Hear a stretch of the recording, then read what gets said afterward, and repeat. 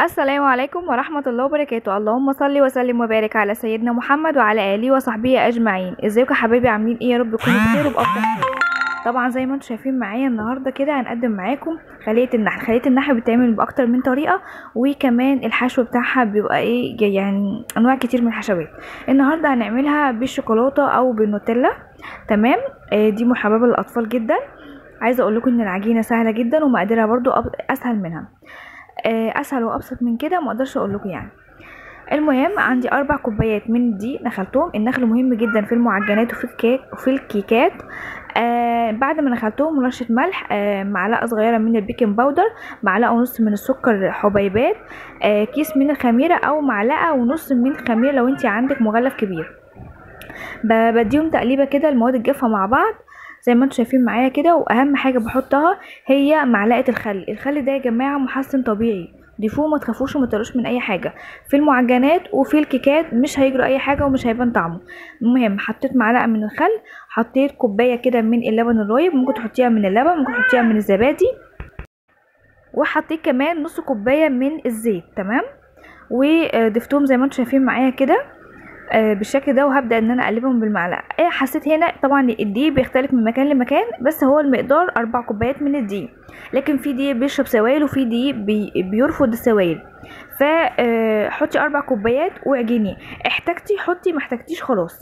المهم ان انا احتاجت كده مقدار نص كوبايه، فحطيت وعجنتهم وسبتها غطيتها بالفوطه زي ما انتم شفتوا معايا كده، وحطيتها في مكان دافي لحد ما اختمرت معايا. بعد ما اختمرت هبطت الاختمار بالشكل ده، وجبت صينيه، اي صينيه متاحه عندك يعني بفضل طبعا تكون مدوره عشان تعمل معانا شكل الخليه اللي هي خليه النحل. تمام. دهنتها كده بالسمنه او بالزبده زي ما انتم شايفين معايا. بعد كده بقطع بقى العجينه لكور، بحاول ان انا بخلي الكور دي تكون قد بعض. بعد كده بعد ما بعملها كوره، ببدا ان انا بفردها وبحط فيها الشوكولاته، اذا كان شوكولاته نوتيلا زي كده او مكعبات من الشوكولاته. ببدا ان انا اقفل عليها كويس جدا جدا، اتاكد ان انا قفلت كويس جدا عشان وهي في الفرن ما تسيحش معايا وتخرج بره، هتتحرق مني وهتدي طعم وريحه مش لطيفه لخليه النحل بتاعتي. زي ما انتم شايفين معايا كده بحطها في قلب الصينيه بعد ما بحشيها. دي تاني قطعه بعد ما بكورها بروح فرداها بالشكل ده وبحط فيها الشوكولاته، وببدا ان انا المها كويس. والجزء اللي انا بلمه اللي هو من فوق بيبقى من تحت في الصينيه. بسيب مسافه زي ما انتم شايفين معايا كده ما بين الواحده والواحده علشان لسه هيخمر معايا. غطيتها وسبتها عشان تختمر. بعد ما اختمرت معايا عندي هنا معلقه عسل نحل عادي، ممكن معلقه سكر، ممكن تدوبيها في شويه ميه، ممكن معلقه حليب، ممكن صفار بيضه. كل ده متاح ان انت تدهني بيه الوش.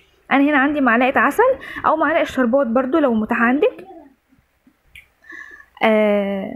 دهنت بيها الوش زي ما انتم شايفين معايا كده. وبعد كده احط عليه سمسم.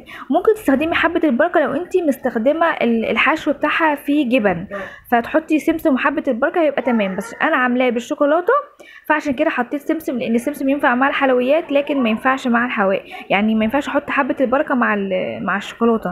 انتوا فاهميني؟ يا رب تكونوا فاهميني. بس بعد ما دهنت الوش بتاعي بالشكل دوت حطيت بقى السمسم. طبعا تكتري تقللي ده على حسب الرغبه، عايزه ما تحطيش سمسم عادي، ده حسب رغبتك برضو اختياري. بعد كده حطيها على درجه حراره 200. المعجنات والكلام ده بحطها على درجه حراره 200 زي ما انتم شايفين معايا بالشكل ده. بصوا بقى بدات يعني تشد حيلها كده وتختمر معايا في قلب الفرن وترتفع وحجمها يضاعف. ده عشان هي اتحطت في الفرن زي ما انتم شايفين معايا بالشكل ده.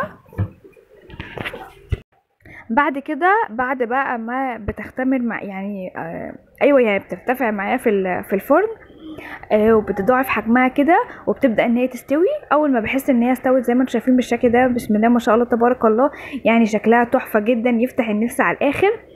بعد الشكل دوت فبروح انا بقى بقول ما بطلعها، ممكن ترش ببخاخ ميه او ممكن تغطيها. انا بصراحه بغطيها بفوطه كده وبسيبها يعني 5 دقايق كده مع السخونيه بتاعتها.